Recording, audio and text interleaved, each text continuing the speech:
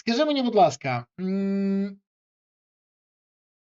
фактично сьогодні ми спостерігаємо, як після атаки через діпстрайки і мідлстрайки, які призвели до проблем на Росії, також тимчасово окупованому Криму, і запровадження в режим надзвичайного стану окупаційною владою в Криму, ми бачимо проблеми не тільки там. Так, на виїзд з Криму більше ніж 2800 автівок стоять 5 годин на виїзд з Криму. Люди тікають з Криму. Влада Росії не може на це не реагувати, але вона мовчить. Далі в Забайкалі обмежили продаж бензину до 15 літрів на одну заправку. Режим введено через дефіцит палива на ринки, і про це повідомила там місцева. 15 літрів, вже навіть не 20. А взагалі до 20 літрів на одну заправку введено в 73 регіонах Росії з 89. Відсутність палива на АЗС фіксується 61 регіону з 89. 75%. Щось неймовірно. Нафтова країна потрапає. До яких наслідків може призвести ця криза? Як ти вважаєш, чи є цей фактор таким, що може змусити Кремль до реальних переговорів по замороженню війну? Бо на Росії, ти бачив, яструби вимагають від Путіна взагалі відмовитись без будь-яких переговорів і різко посилити інтенсивність війни. Ну так, взяти і відмовитись від нафти. Просто відмовляємось від бензина. Відмовимось, значить, нас ніхто не зможе його позбавити. До речі, Логічно? там вони вимагають нанести удари ракети. Так вони і так виносять. Про що йде мова? То скажи мені, будь ласка, оця паливна криза, вона може масштабуватися і зробити той тиск невідворотнім від шляхом до переговорів? Диви, в мене є хороша відповідь, а є відповідь, яка я думаю, що буде. Давай я відповім в режимі прогностичної відповіді, а не тієї, яку хочуть почути, яка була би правильна в цій ситуації з точки зору логіки, яка реалізовується. Чому я їх розмежовую так? Не тому, що там є якась ідеологічно вірна, якась недологічно вірна, тому що правильна відповідь, що так, дійсно це вплине, щоб Росія сіла за стіл переговорів. Але це лише частина правди. Бо, як на мене, Росія, звісно, сяде за стіл переговорів. Тільки переговори реальні Росія вести не буде, і не може, і не здатна, тому що Путін, пройшов ту точку, в якій він міг реально зберігтися через сценарій завершення війни, припинення, заморозки, як завгодно можна назвати. Наразі вже все, ні. Він може сісти з стіл переговорів тільки зараз під примусом вже. А під примусом це означає демонтаж Путіна як мінімум, реалістичніше путінського режиму, тобто цілої плеяди персонажів, для того, щоб зберегти Росію. Причому Китай в цьому зацікавлений, багато хто в цьому зацікавлений всередині Росії. Тому для Путіна зараз ситуація виглядає дуже просто. Він як програвшийся лудоман, гравець в казино, який грав з мафією і грав, займаючи багато грошей. І його або вб'ють одразу, або він зараз пробує відігратися і таким чином виграє собі хоч якийсь час і хоч якийсь шанс на те, що, а може, там праві в Німеччині і Франції прийдуть, а може, Трамп щось таке в голову вдарить, якась там жовта рідина, або може ще щось. Ну, раптом хоч якийсь шанс є, що щось зміниться, і вистрибнемо з цієї траєкторії катастрофічної. Але він, Путін, зараз рятує і буде рятувати себе, а не Росію. На шальках терезів з одного боку він, а з іншого Росія. І коли ставлять в залежність від нафти, від ударів, готовність до переговорів Путіна, то це апелювання до того, що Росія і Путін – це одне і те саме на шальках терезів. Ні.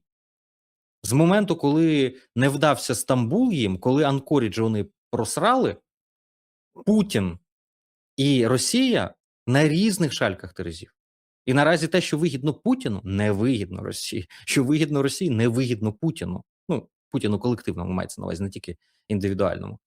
Тому я не бачу варіанту, щоб Росія під тиском ударів, внутрішніх проблем сіла стіл переговорів. Да ні. Вони цей момент пропустять, вони проваляться в самі в себе і в деградацію, або будуть ще болтихатися, продовжуючи свою агонію, якщо в них будуть ресурси для цього. Поки в них є хоча б якась надія, 0,000 якийсь там відсоток надії і якась останній рубль, вони його витратять на війну і вони витратять на те, щоб спробувати цей примарний шанс використати. Ну, це буде до моменту табакерки.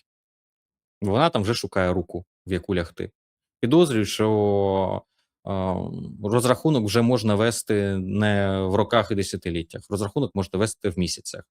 Від 6 до 18 місяців табакерки буде необхідно для того, щоб знайти руку і знайти скроню Путіна.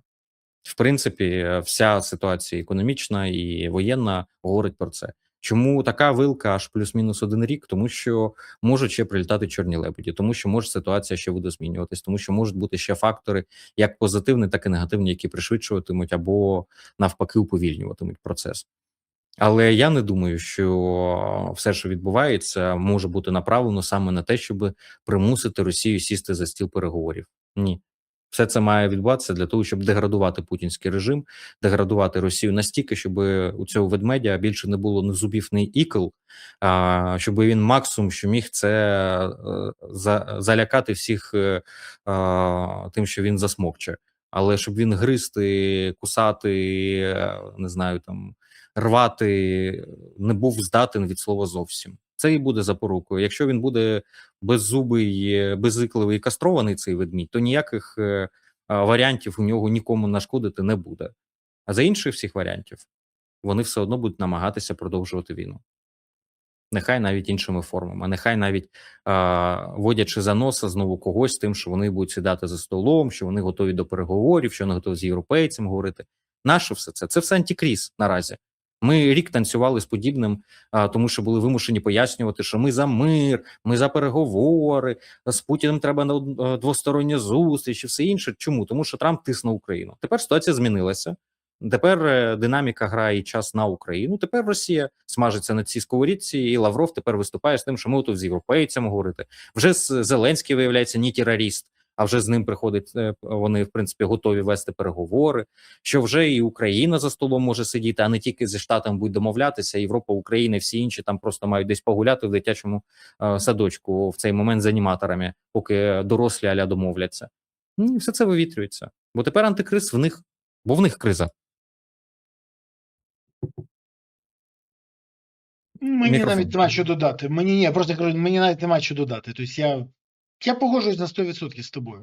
Скажи мені, будь ласка, от на цьому тижні вибухнув скандал з розслідуванням Бабеля. Мені дуже не сподобалось, коли багато хто почали казати: ні, не треба було про це казати. Треба, бо ми інакше будемо схожими на росіян, а ми не маємо права на них бути схожими.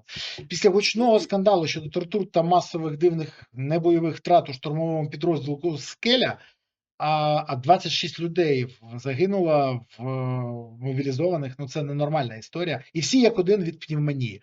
Нема жодної реакції з боку Верховного Головнокомандувача Зеленського та головнокомандуюча Сирського. Вони мовчать як в багатьох інших випадках, коли виникають серйозні проблеми. Сьогодні відбулося вбивство військовослужбовця ТЦК, і з боку Верховного Головнокомандувача і головкома Сирського, і Зеленського, і Сирського нема жодної реакції. До речі, до того була історія про те, як побили мобілізованого, така ж сама реакція. Сирський, до речі, Зеленський заявив, що Білорусь готується до можливого розширення агресії проти України. Сирський своєю чергою заявив, що для гарантованого відбиття можливого наступу з боку Білорусі Україна хотіла формувати нові бригади. От дивна ситуація. Військові пишуть публічно, що в будь-якому випадку Росія, коли не знає, що робити, коли треба антикриз включати, вони вмикають історію про те, що Білорусь зараз війде війну, і ядерку достають, якою лякають. А ми бачимо, що вони знову акцентують увагу у нас теж на білоруському напрямку. Чи може це бути спробою медійно перебити розслідування щодо «Скелі», і наскільки така реакція взагалі є адекватною з боку інформаційної політики, державної політики влади?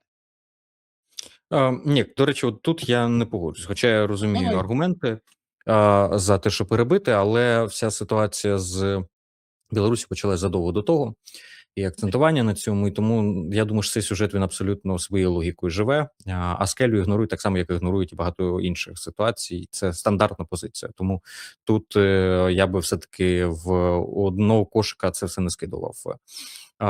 По порядку підемо. Перше, з приводу Білорусі. Я думаю, що ескалювання з боку України цієї теми з передатчиками, з постачанням нафтопродуктів від Білорусі відбулося саме через те, що Росія намагається тиснути на Лукашенка, а Лукашенка намагається йорзати, але йорзати за рахунок того, що він іде на поступки. І для того, щоб йому було комфортніше йорзати, вирішили з боку України також підняти ставки для нього, щоб він тепер міг Москві казати: «Да слухай, я ж не маю, вони ж просто там, ну мені ж мозги рознесуть, а мозги у тебе ж нема бензина і дизеля, тобі ж іде, у тебе ж останеться без вот этого всього. Как же ж так? Воно ж так не можна ж». І відповідно взяти, підкинути через ескалювання аргументів тому, щоб розтяжка була симетрична. Бо Росія підкручує зі свого боку, і Лукашенко починає мігрувати, прогинаючись. А якщо Україна зі свого боку, то від зворотнього Лукашенка опа починає повертатися. Плюс Китай включається, тому що йому також боляче і не хотілося би, щоб там з Білорусі щось таке траплялося. А тут виходить, що якийсь кіпіш відбувається. Лукашенка може одразу апелювати до Пекіна активніше, одразу може європейцям зателефонувати. Там є канали комунікації. Як і з Сполученими Штатами є прямий канал комунікації. Тож в цьому випадку це все превенція більшого втягування Білорусі, не обов'язково для воєнних провокацій на кордоні, а з приводу нас. Бо такі провокації можуть бути з приводу Балтики, напрямку Балтики мається на увазі. Це якраз реагування на те, що Росія намагається розіграти карту Білорусі. Другий момент. Я з тобою повністю погоджуюсь, Росія завжди погрожує Білоруссю, як тільки в них якісь проблеми. Це улюблена історія. Там орешник їм привезти, навчання якісь провести, взяти міграційну кризу влаштувати. До речі, міграційна криза тоді закінчилася не без участі Китаю і інтересу Китаю, який був правильно розіграний Польщею. І різко мігранти перестали лізти через кордон. Якось так воно трапляється, от буває. Ледь не магічним чином. Тому і в цьому випадку Росія намагається розіграти цю карту, а Україна її купірує, цю карту, щоб її розігрувати було невигідно і складно, як мінімум. Третій важливий момент з приводу скелі. Ситуація жахлива і ганебна. І розслідування, як на мене, необхідне було. Тому що, по-перше, до цього вже були задіяні буквально всі, які тільки існують, непублічні методи для того, щоб цю ситуацію і ці ситуації, і цю системну хронічну проблему вирішити. Її не вирішували. Відповідно, вже публічний простір не перший раз по скелі ситуація виходила. Також не вирішують. Тому зараз з'явилося системне, об'ємне розслідування, матеріал з багатьма епізодами, систематизацією, з викладкою, які жодним чином не заперечує героїзму підрозділу, не заперечує абсолютно відданої служби і високої честі воєнної низки людей в скелі, але при цьому акцентує увагу, що поруч з цим існують отакі явища. Чому це потрібно витягати і чому це потрібно вирішувати, нехай навіть через публічне поле, хоча розуміло, що росіяни це розіграють як карту для деморалізації, для дискредитації, всього іншого. Бо перший аргумент ти сказав, він морально-етичний і ідеологічний. Ми не можемо собі дозволити бути такими, як росіяни. Безперечно. Це, по-моєму, саме очевидно, хоча тут хтось може цим сперечатися, але це історія про мораль, етику, тому тут дискусія може бути вічною.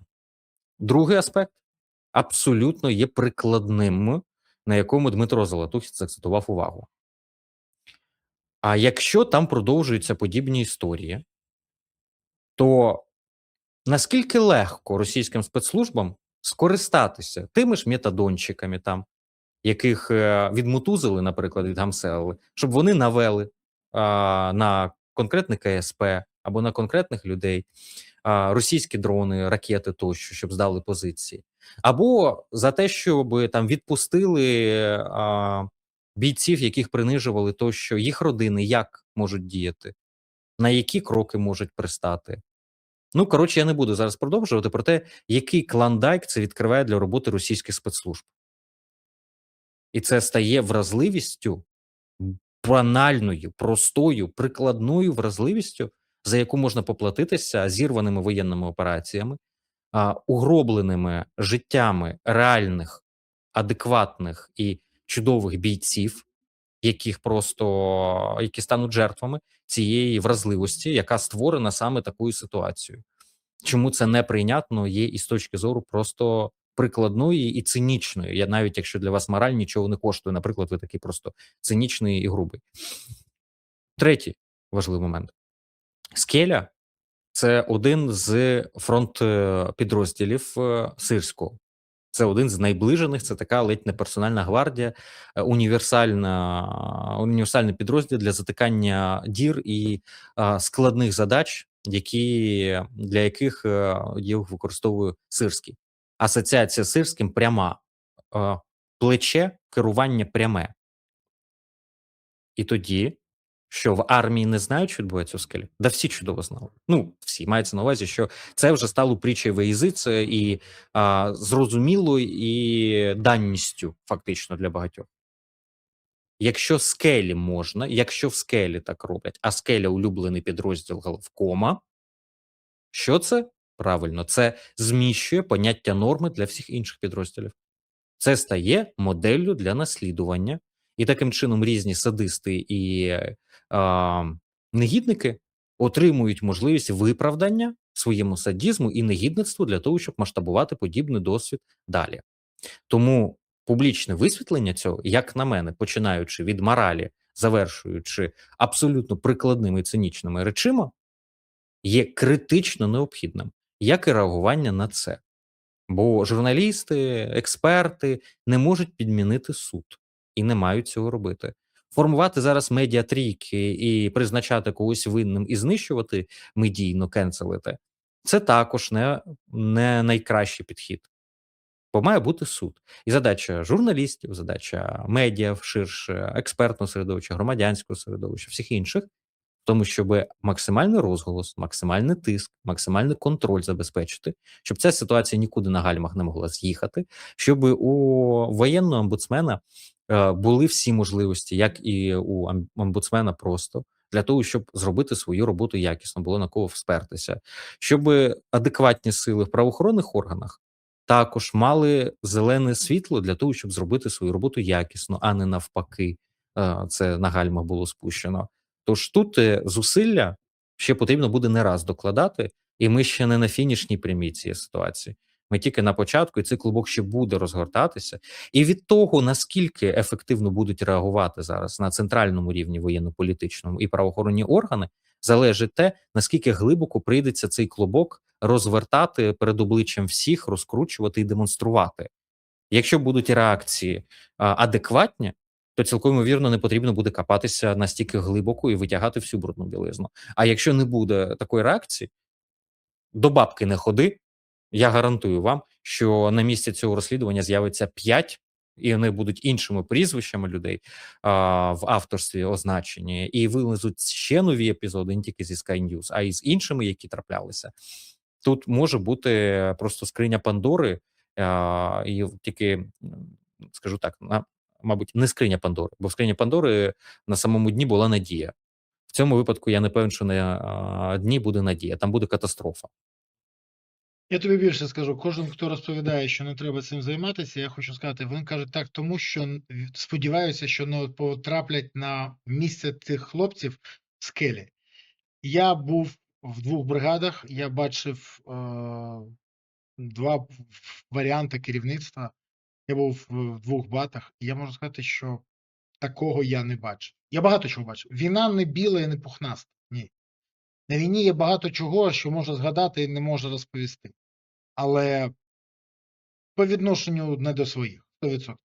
І більше того хочу сказати, що такі історії не повинні демотивувати, навпаки, вони повинні... Це як лікування хвороби. Якщо мовчати про неї, можна померти. А якщо лікувати, 100% повинен одужати. І це треба робити. Олеже, в мене до тебе дуже таке, не коротке запитання, яке ти зможеш пояснити дуже коротко, я впевнений. Бо сьогодні я просто вибісився з цієї історії. Я звернув увагу на те, що ми постійно отримуємо оперативну інформацію або від партнерів, або з ресурсів ворогів, але не від наших офіційних осіб. І мене це вже задовбало. Навіть зараз, сьогодні на ворожих ресурсах з'явилася інформація про те, що триває обмін, а в нас була тиша. Жоден офіційний ресурс про це не говорив. Там і російська, при тому, що говорили і Міністерство вбивств Російської Федерації, і затонуті блогери, і все хто завгодно. А у нас тиша. Знову. І так у всьому. Зеленський домовляється з Мадяром про умови для угорської меншини в Україні. Ми дізнаємося про це від міністра закордонних справ Угорщини. Наше мовчать. Франція висунула Україні жорсткі умови вступу до ЄС, але нам про це розповідають західні ЗМІ. І не лише, до речі, французькі. Це взагалі було образливо. Іспанські були, німецькі.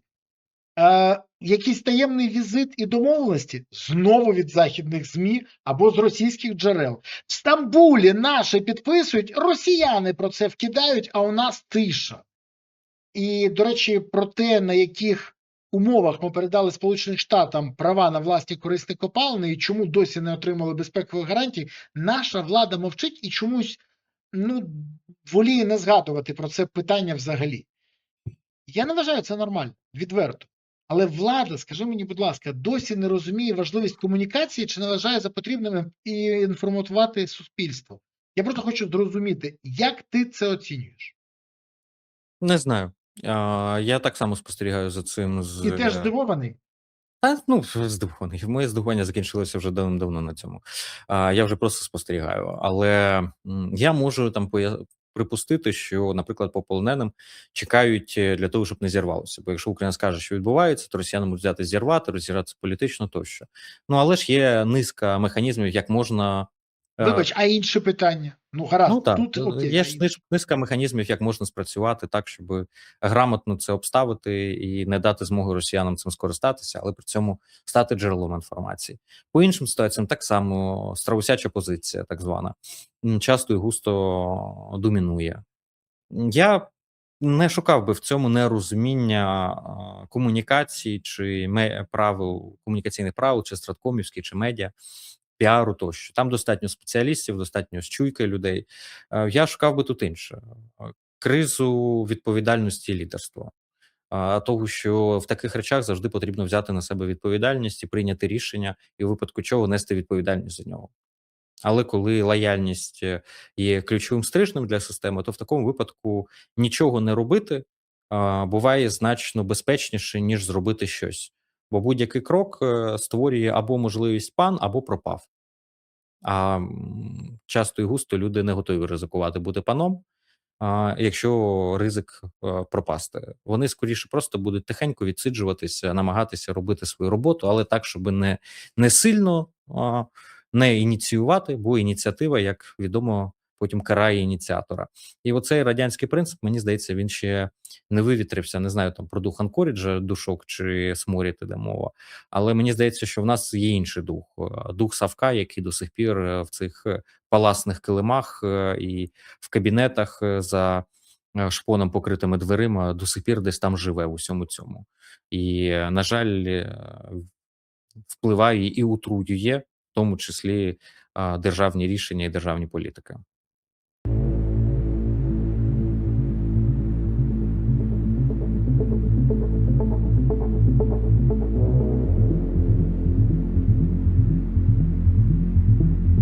Thank you.